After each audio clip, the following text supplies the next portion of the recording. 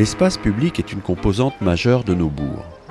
Qu'il s'agisse d'une place, d'une rue, d'un cheminement ou d'un jardin public, ils sont des lieux fréquentés par différents usagers pour leurs déplacements quotidiens, mais aussi comme espace de vie sociale, lieu d'échange et de rencontre.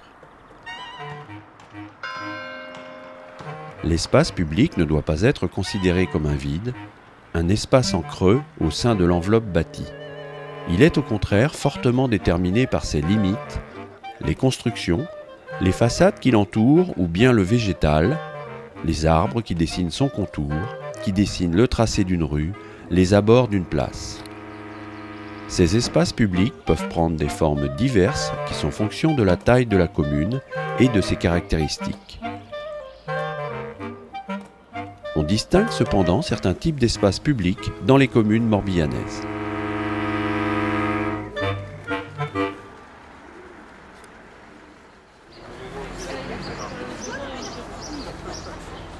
La place, espace public majeur du bourg où convergent les flux de déplacement. La place doit également répondre aux besoins en stationnement, accueillir des animations et rester un lieu de rencontre. Lieu emblématique du centre-bourg, son aménagement forge l'image et l'identité de la commune. La place fait donc l'objet d'une attention particulière de la part des élus.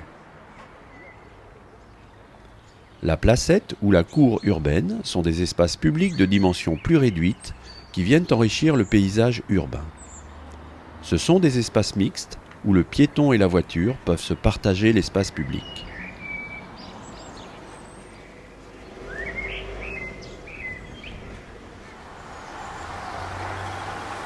La rue. La rue peut prendre différentes formes dans un bourg. La voie routière principale traversant l'agglomération avec un flux de circulation important.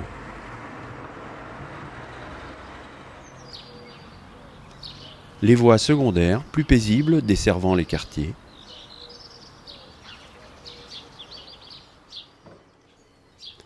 Les ruelles et venelles.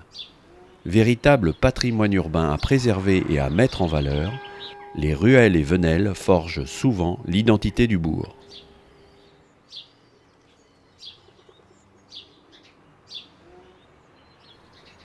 Ces espaces publics, qui constituent nos espaces de vie quotidiens, doivent répondre à de multiples usages, qui peuvent aussi évoluer dans le temps.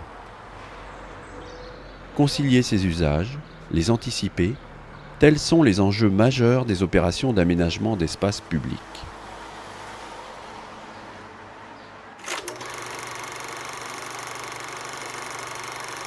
Dans les années 50, la voiture devient le moyen de transport privilégié des Français.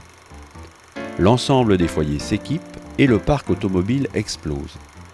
Les centres-bourgs vont devoir s'adapter à cet afflux de véhicules. C'est l'époque où les rues sont élargies pour faciliter la circulation automobile. Certains bâtiments ou des arbres en font parfois les frais. Les besoins en stationnement se font aussi pressants et les parkings fleurissent un peu partout. Quelquefois, ils remplacent le cimetière autour de l'église qui est transféré en périphérie. L'enrobé envahit l'espace public et des trottoirs sont aménagés pour sécuriser le piéton qui n'a plus vraiment sa place sur la chaussée. On assiste à une profonde mutation du fonctionnement et de l'image du bourg. Les espaces publics des bourgs revêtent un aspect très routier et minéral et conduisent à une banalisation de l'image des centres-bourgs.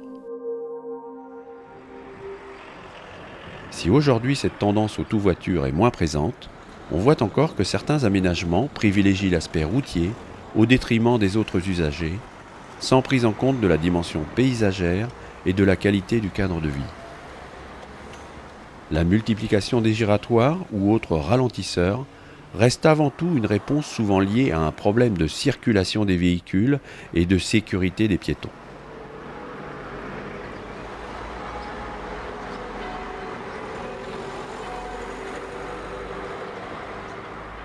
Comment les élus intègrent-ils aujourd'hui les nouveaux paramètres liés à l'évolution de nos modes de vie ?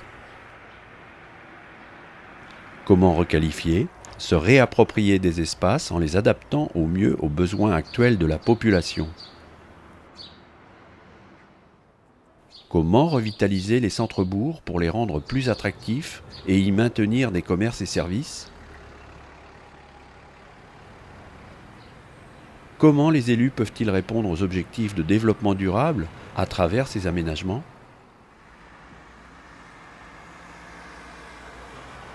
Comment aborder la réduction des pollutions, l'usage de la voiture, préserver la ressource en eau et favoriser la biodiversité à travers chaque projet? Comment rendre l'espace public accessible à tous, y compris aux personnes handicapées?